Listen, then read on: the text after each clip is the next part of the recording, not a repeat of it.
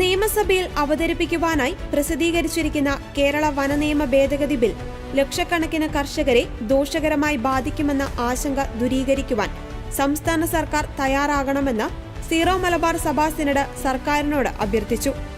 1961 പ്രാബല്യത്തിൽ വരികയും പലപ്പോഴായി പരിഷ്കരിക്കപ്പെടുകയും ചെയ്ത കേരള ഫോറസ്റ്റ് ആക്ട് വീണ്ടും പരിഷ്കരിക്കുന്നതിന് മുന്നോടിയായി പ്രസിദ്ധീകരിച്ചിരിക്കുന്ന കരട് വിജ്ഞാപനത്തിന്മേൽ സിനഡിൽ നടന്ന ചർച്ചയിലാണ് ഈ ആവശ്യമുയർന്നത്.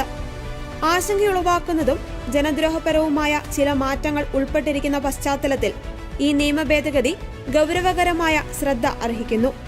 ജനപക്ഷത്തു നിന്നുള്ള പരിഷ്കരണങ്ങൾക്കു പകരം കൂടുതൽ ജനദ്രോഹപരമായ മാറ്റങ്ങളാണ് പ്രഥമദൃഷ്ട്യാ പുതിയ ബില്ലിൽ കാണുന്നതെന്ന് സിനഡ് ചൂണ്ടിക്കാട്ടി. വന്യജീവി ശല്യം നാൾക്കുനാൾ വർദ്ധിച്ചു വരുന്ന സാഹചര്യത്തിൽ അത് ഫലപ്രദമായി നിയന്ത്രിക്കുന്നതിനുള്ള വകുപ്പുകളാണ് കൂട്ടിച്ചേർക്കപ്പെടേണ്ടത്.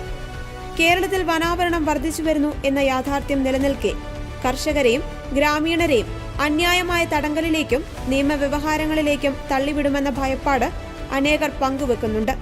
മലയോര മേഖലകളിലുള്ളവരെയും വനാതിർത്തികളിൽ കഴിയുന്നവരെയും കാട്ടുമൃഗങ്ങളിൽ നിന്ന് സംരക്ഷിക്കുവാൻ നിയമങ്ങൾ ഉണ്ടാക്കുന്നതിനു പകരം ജനങ്ങളെ കൂടുതൽ ദുരിതത്തിൽ ആഴ്ത്തുന്നതാണ് നിയമങ്ങളെന്ന് സർക്കാർ തിരിച്ചറിയണമെന്നും സഭാ സിനഡ് ആവശ്യപ്പെട്ടു.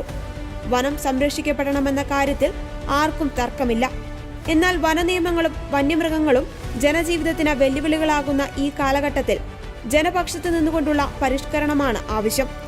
വിവിധ പിഴത്തുകകൾ 5 ഇരട്ടി വരെയായി വർദ്ധിപ്പിച്ചിരിക്കുന്നതും വനപ്രദേശങ്ങളിലെ മത്സ്യബന്ധനം കുറ്റകരമാക്കിയിരിക്കുന്നതും വനവിഭവങ്ങളുടെ ഉപയോഗം കൂടുതൽ പരിമിതപ്പെടുത്തിയിരിക്കുന്നതും ബീറ്റ് ഫോറസ്റ്റ് ഓഫീസർ അഥവാ ഫോറസ്റ്റ് ഗാർഡിന് ഡോക്യുമെന്റുകൾ പിടിച്ചെടുക്കുവാനും വാഹനം തടഞ്ഞുവെക്കുവാനും വാറന്റ് കൂടാതെ അറസ്റ്റ് ചെയ്യുവാനുമുള്ള അധികാരം നൽകിയിരിക്കുന്നതും വലിയ ആശങ്ക ഉളവാക്കുന്നതാണ്.